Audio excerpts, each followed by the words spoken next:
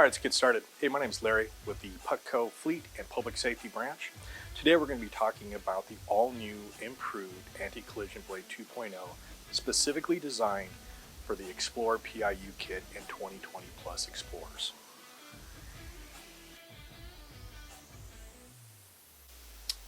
Okay, the first thing we want to talk about is the blade itself. The blade is a polycarbonate exterior with a two-part proprietary silicone-based injection. What the silicone injection does is help protect it from the atmosphere.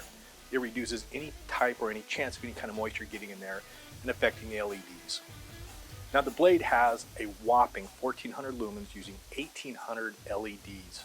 Now this blade does a couple of really fantastic things. One, it gives you your turn signals, your brake, your running, and an emergency pattern. So some of the features about the anti-collision blade that's very special is this. When you're running code, or you have your lights going, once you hit your brakes or your turn signals, it cancels it out. Okay? This creates incredible officer safety and civilian on-officer driving conditions.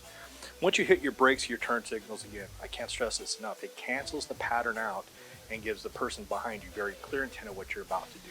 Brake, left turn, right turn. Now, some of the big improvements for the 2.0 as opposed to the other blade is this. It has a CISPR 3 approved driver box.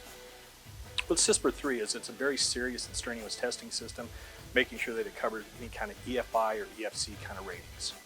Some of the other great improvements is that we've gotten rid of our remote control, and we've gone to a trigger wire now. And we have 26 patterns to choose from, so it gives you plenty of opportunities. So before you'd have to buy a red light, a blue light, or a red-blue light.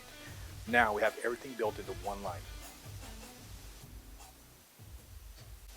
All right, let's talk about installation real quick.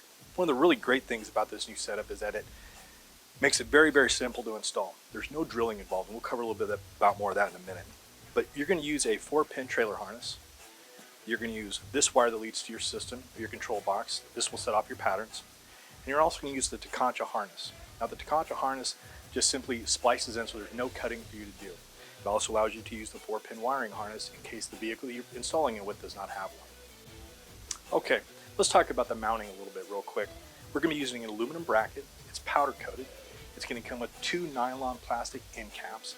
They're going to have 3M tape to the rear of them, and this would hold it very securely up to the vehicle. On top of that, we'll be using existing mounting hardware that's located right near the license plate bracket. There's 6 applications there. We're going to be using 4 of them. This will hold it very securely there. The wiring will then come through the back, creating a very neat, clean, literally an OEM look. It just looks like it's supposed to be there. So it makes it very clean, very neat, very professional. And then it follows it through right back into the system. Okay, so what I'd like to show you now is a complete video of the functionality of it.